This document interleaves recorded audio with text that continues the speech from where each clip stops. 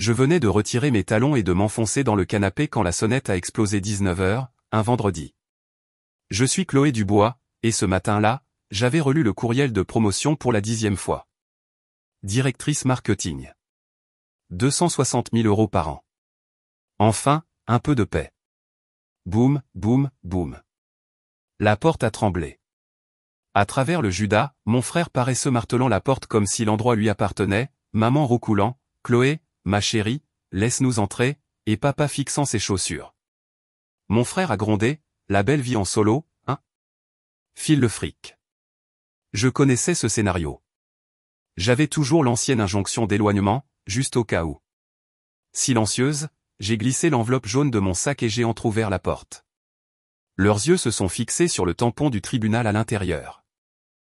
Silence de mort. Si votre famille s'est déjà pointée pour exiger votre paix au lieu de vous féliciter, écrasez ce bouton « J'aime » et abonnez-vous. La deuxième partie sort demain. Ils encombraient toujours le couloir en bois, le détecteur de mouvement s'allumant. Kevin s'est avancé d'un coup, sa première épaule heurtant le cadre de la porte. 37 000 €, Chloé. Maintenant. 18 500 pour mes dettes de poker en ligne. Ces requins n'attendent pas. Les autres 18 500 sont pour la compte du camping-car que papa reluque chez le concessionnaire près de l'autoroute A7. David traînait les pieds derrière lui, les mains enfoncées dans les poches de son jean. C'est notre rêve de retraite, a-t-il marmonné, les yeux fixés sur le paillasson. 9 mètres, des extensions latérales, la totale. On pourrait enfin aller dans le Vercors. Hélène s'est faufilée entre eux, la voix mielleuse. Après tout ce que nous avons sacrifié t'élever, les nuits blanches, les cours de danse, l'appareil dentaire, tu nous dois bien ça, ma chérie. Les mots m'ont frappé comme de vieilles ecchymoses. Il y a 4 ans, juste après ma remise de diplôme universitaire, Kevin avait forcé le coffre-fort dans le garage de notre ancienne maison à Villeurbanne. 4 500 € en volé de l'argent que j'avais économisé de mes stages d'été. Le lendemain matin, Hélène avait haussé les épaules. Il empruntait juste pour de l'essence. Les garçons seront toujours des garçons. Je n'ai pas répondu. Mon pouce planait au-dessus de l'écran du téléphone, l'appel d'urgence précomposé, le doigt prêt. L'ancienne injonction d'éloignement est toujours active, ai-je dit, la voix neutre. Un pas de plus et j'appuie sur envoyer. Kevin a reniflé, son haleine puant la boisson énergisante bon marché. Le papier ne me fait pas peur. Tu crois que les flics se soucient des affaires de famille? Les yeux d'Hélène se sont plissés derrière son sourire. Elle a levé son téléphone, le flash éclatant à travers la chaîne de sécurité. Souriez, Chloé. Il faut que les cousins voient comment tu traites tes parents. Clic et clic. Elle a tapé plus vite que je ne l'avais jamais vu faire, les pouces volants. En quelques secondes, mon téléphone a vibré dans ma poche, notification de la discussion de groupe. Je n'avais pas besoin de regarder. L'aperçu montrait la photo de moi dans l'embrasure de la porte, le visage à moitié dans l'ombre, la légende déjà en ligne, Chloé refuse d'aider maman et papa. Sans cœur. David a finalement levé les yeux, le visage rouge. Nous ne partirons pas les mains vides. Kevin a donné un coup de pied dans la plainte, la peinture s'écaillant. Le temps presse, serette. Ces sites de cartes ajoutent des intérêts quotidiennement. J'ai tenu le téléphone plus haut, le bouton vert brillant, recomposé, bien visible.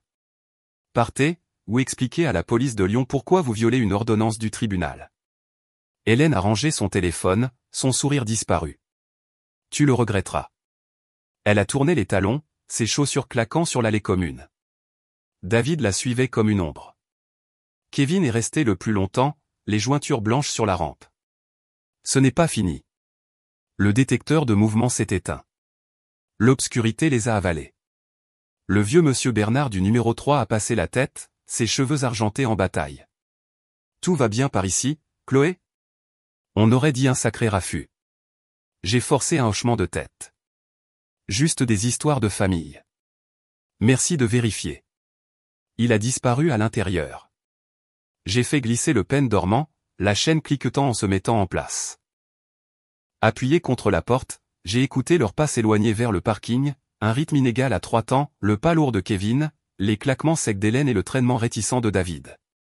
Mon pouls a ralenti, mais le nœud dans mon estomac s'est resserré. 4 ans depuis le coffre-fort, depuis que j'avais déménagé et juré de garder mes distances. Ils avaient trouvé l'augmentation de salaire sur mon profil public LinkedIn. Stupide erreur. 37 000 €, ce n'était pas de l'argent de poche. C'était exactement la marge que j'avais constituée pour un acompte sur ce pavillon. Ma première vraie maison, pas une location, pas de murs mitoyens avec leur chaos. J'ai posé le téléphone sur la table d'entrée, l'écran toujours ouvert sur le 112. La discussion de groupe continuait de sonner, des cousins à qui je n'avais pas parlé depuis des années s'acharnant avec des émojis de colère sous la publication d'Hélène. Tante Linda, si triste. Cousin Jacques, plutôt ingrate, non. Je l'ai mise en sourdine. Le silence semblait plus lourd que les cris. La voix de Kevin résonnait dans ma tête, ces requins n'attendent pas. Il avait toujours joué, en commençant par les paris sportifs au lycée et en passant aux sites offshore à 25 ans. Hélène excusait tout. David voulait juste le camping-car pour échapper aux disputes, aux factures en retard, à la vie qu'ils avaient laissé filer. J'ai marché jusqu'à la cuisine et me suis versé un verre d'eau, les mains maintenant stables. Le calme du pavillon m'enveloppait, le parquet frais sous mes pieds nus, la faible odeur de la bougie à la lavande que j'avais allumée ce matin. Mon espace, mes règles. Mais la photo était là, la demande était publique, et Kevin ne bluffait jamais quand il s'agissait d'argent. J'ai posé le verre sans y toucher. Demain, le bureau verrait les retombées. Samuel suivait déjà la moitié de la famille sur les réseaux sociaux. Victor détestait les distractions. Des formulaires des ressources humaines attendaient dans ma boîte de réception comme des mines terrestres. Ils pensaient que 37 000 € régleraient leur gâchis. Ils avaient tort, mais ils n'en avaient pas fini. Lundi matin, mon téléphone a vibré avec un texto de grand-père Georges. Le message brillait, ta mère a envoyé une photo. Elle dit que tu ne veux pas donner d'argent. Explique-toi, gamine. Georges avait toujours été mon ancre. Le père de papa. 78 ans, les mains marquées par des décennies à réparer des moteurs dans le vieux garage Renault sur l'avenue Jean Jaurès. Il me laissait lui tendre des outils sous des capots soulevés, m'a appris les couples de serrage avant l'algèbre. Quand Hélène me punissait pour mon insolence, il m'emmenait en douce chez le glacier. J'ai composé le numéro. Chloé. Sa voix était rauque à cause des années de poussière de l'atelier. Grand-père, elle déforme tout. Une pause. Des carillons éoliens tintaient sur son porche. Je reste en dehors de ça. Clic, j'ai posé le téléphone face contre table. La discussion de groupe a explosé, les notifications s'empilant comme des briques. La publication d'Hélène était en haut de la pile, ma silhouette dans l'embrasure de la porte, la chaîne de sécurité brillant. Légende, une fille abandonne ses parents menacés de saisie. Envoyer des prières. Les réactions ont afflué.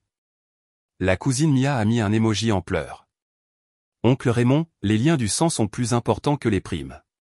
Kevin s'est déchaîné ensuite. Une vidéo réelle a atterri sur mon fil, moi, marchant d'un pas décidé vers ma Peugeot à l'aube, sac à dos se balançant. Sa voix off dégoulinait de venin, grande sœur amasse des millions, petit frère dort par terre. Vraiment classe. Les vues ont dépassé les 300. Des inconnus se sont joints au lynchage, cadre pourri gâté, le karma arrive. J'ai ouvert mon ordinateur portable au bar du petit déjeuner, ma tasse fumant intacte. Slack s'est allumé. Samuel, un courriel bizarre vient d'arriver dans ma boîte de réception. Je te le transfère. Objet, urgence, Chloé Dubois refuse d'aider son père hospitalisé. L'expéditeur était une chaîne de chiffres aléatoires. Le corps du message, papa s'est effondré à la maison. Sa sœur Chloé, nouvelle directrice de luxe, refuse de l'aider. Partagez largement. En pièce jointe, une photo granuleuse d'un bracelet d'hôpital, clairement tiré d'une banque d'images. Samuel avait fait, répondre à tous, à la liste marketing avant de repérer le faux. J'ai retracé la fuite. Mon LinkedIn était toujours public, la biographie se vantant de la promotion.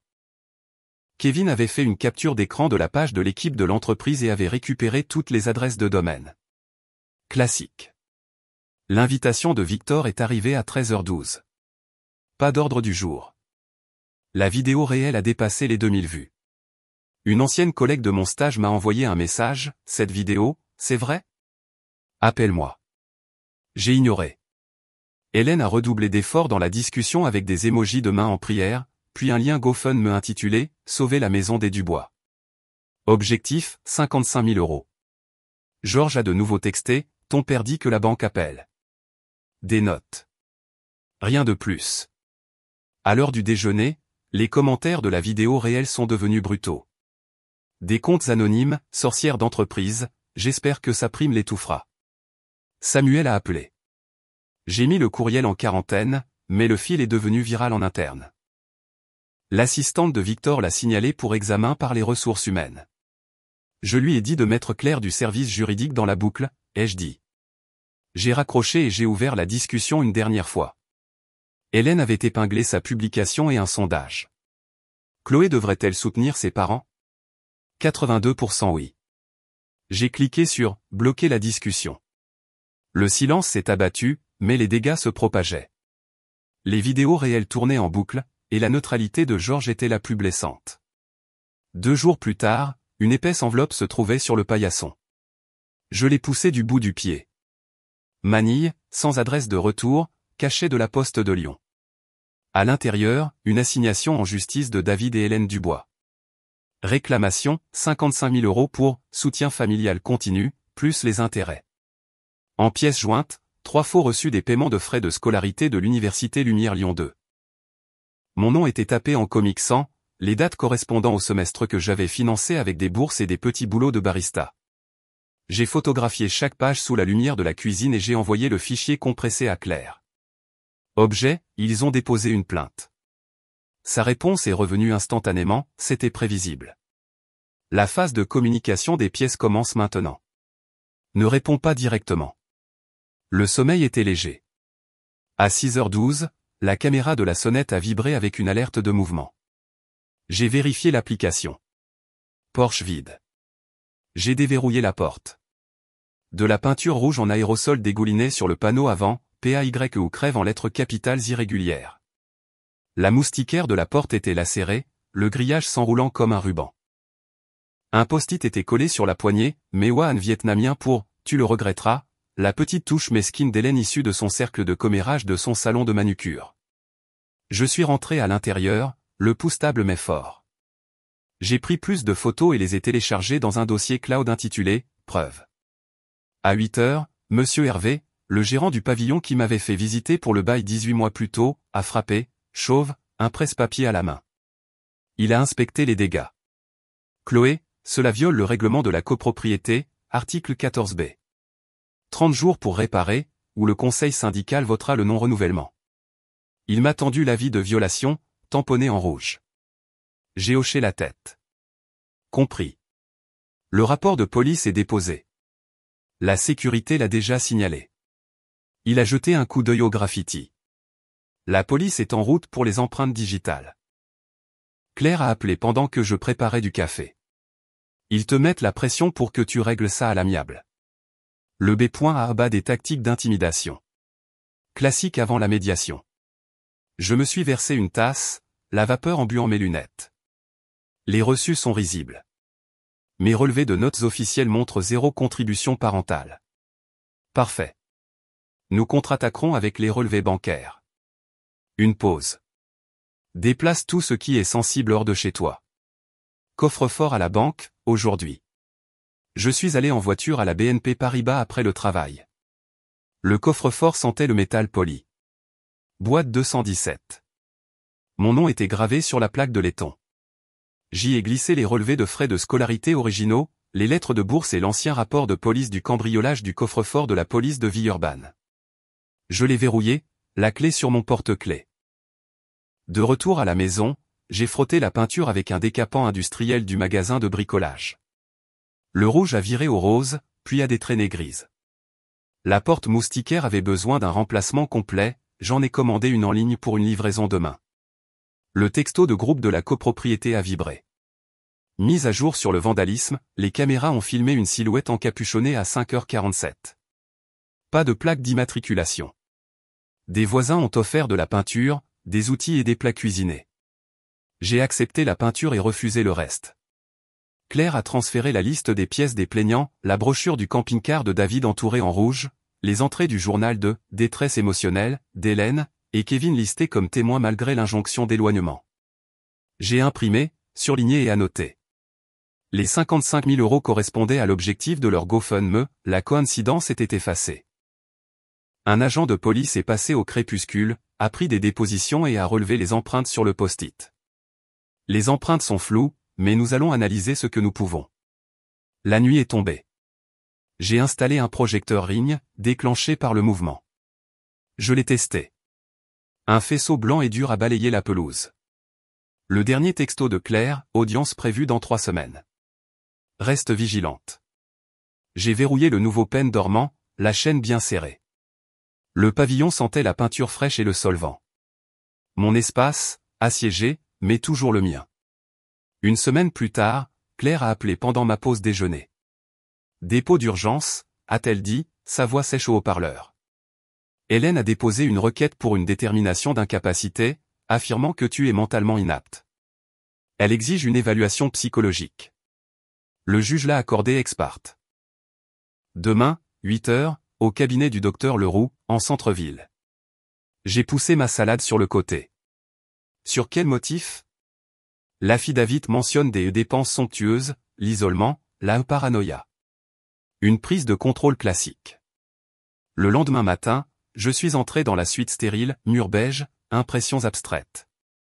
Le docteur Leroux, la cinquantaine, des lunettes à monture métallique, m'a accueilli avec une poignée de main ferme. 5 h, Chloé. Test standardisé, entretien, observation. Première session, tache d'encre. Que voyez-vous? Une chauve-souris, puis un papillon. Aucune hésitation. Deuxième session, rappel de mémoire, série de chiffres, liste de mots. Je les ai réussis. Troisième session, inventaire de personnalité. 200 questions vraies à faux. Je sens souvent que les autres contrôlent mes pensées. Faux. Pause déjeuner, un sandwich de distributeur automatique. Le docteur Leroux a observé de loin.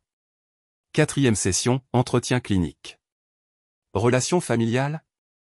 Distante. Antécédent d'exploitation financière? J'ai récité les faits. Pas de larmes. Cinquième session, simulation de stress, une crise hypothétique. J'ai priorisé, délégué et suis resté calme. Le docteur Leroux a fermé son carnet. Rapport dans 3 jours. Je suis parti, épuisé mais intact. De retour au pavillon, j'ai arrosé le nouveau gazon, mon esprit imaginant tous les scénarios. 3 jours plus tard, un courriel de Claire est arrivé avec les résultats de l'évaluation en pièces jointes. Conclusion, aucune preuve de déficience cognitive, de trouble de l'humeur ou d'incapacité. Madame Dubois fait preuve d'une fonction exécutive élevée. Le soulagement m'a envahi, mais il fut de courte durée. Ce soir-là, un numéro inconnu m'a envoyé un texto, j'ai vu le procès sur un forum du Progrès. Maman a aussi menti sur mes frais de scolarité. Jeanne. Ma sœur aînée, qui a disparu à 18 ans après qu'Hélène ait falsifié sa signature sur un prêt automobile. 10 ans de silence depuis une adresse à Bordeaux. J'ai répondu, une preuve? Les fichiers ont afflué. Cette photo, des reçus du casino de Monte-Carlo, les dates coïncidant avec ma 3e année d'université, pour un total de 16 500 €. Un selfie d'Hélène à une table de roulette, des jetons empilés, un large sourire. Jeanne a ajouté, elle t'a dit qu'elle avait payé l'université Lyon 2. J'ai trouvé ça dans la sauvegarde de ses anciens courriels. J'ai tout transféré à Claire. Témoin en or, a-t-elle répondu. Je vais organiser un témoignage à distance. Jeanne est crédible parente par le sang, sans intérêt dans l'affaire. Claire a déposé une requête pour admettre les preuves de Jeanne et a demandé une audience accélérée. Le juge a fixé la date, jeudi de la semaine prochaine. J'ai fixé la photo de la roulette. La main manucurée d'Hélène sur le rouge. Le même semestre où j'avais fait des services doubles au pub du campus. Jeanne a de nouveau texté, je suis parti à cause de ces mensonges. Désolé que ça ait pris autant de temps. Pas besoin de t'excuser. Munitions livrées. Claire a préparé la logistique de Zoom.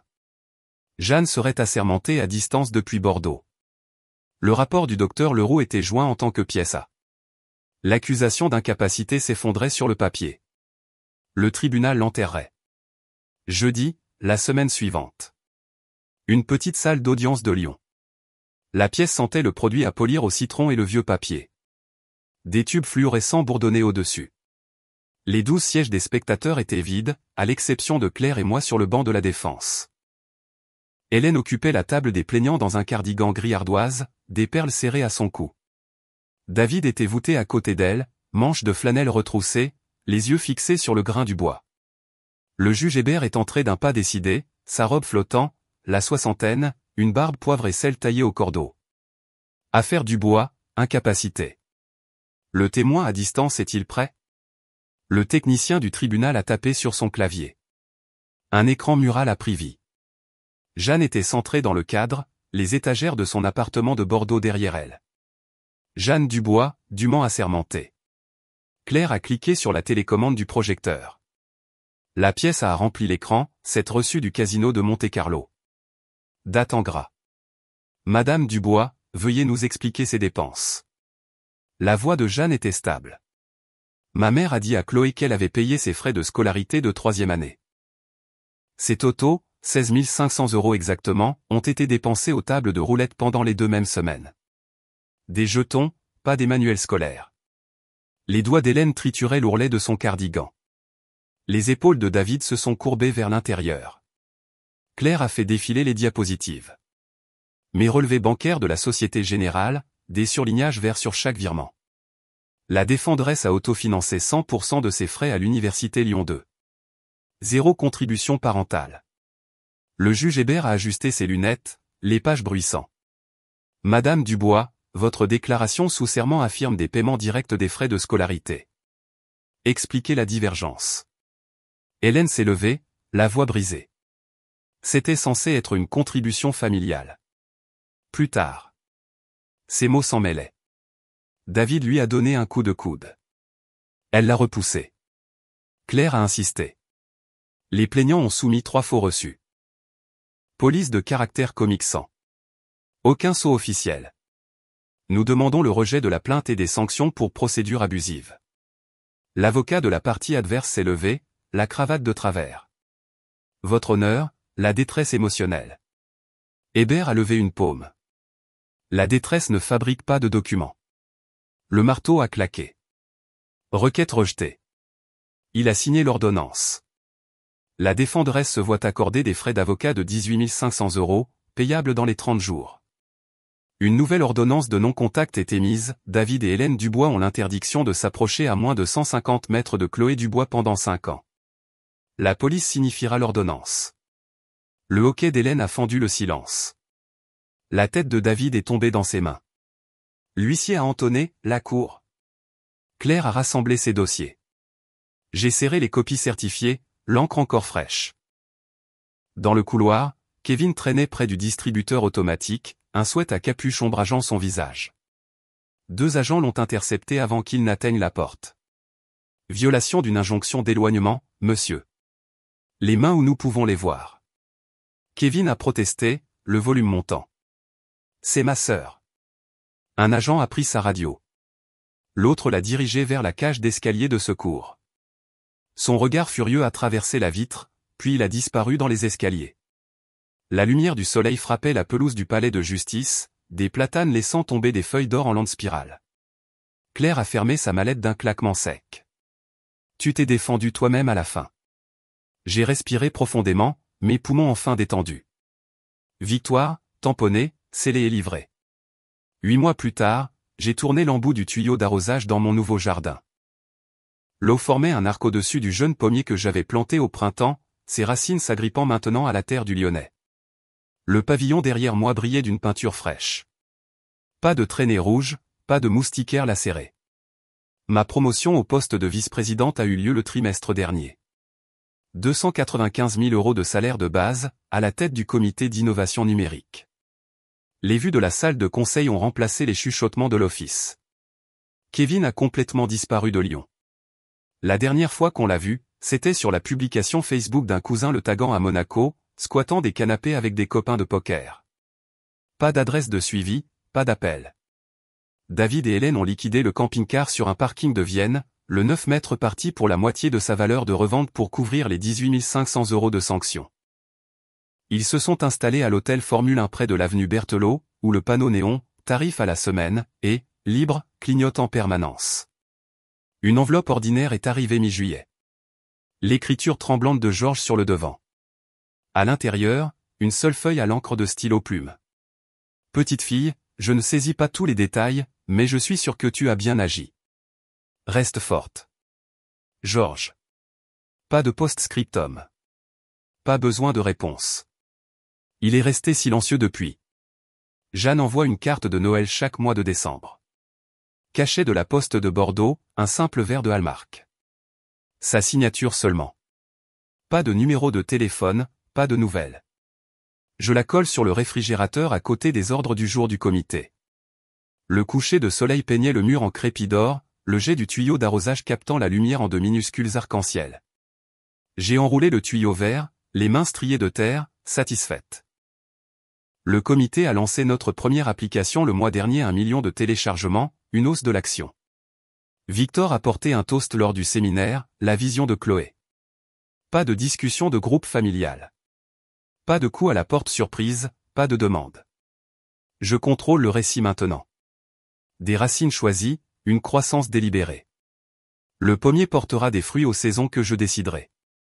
Zéro contact.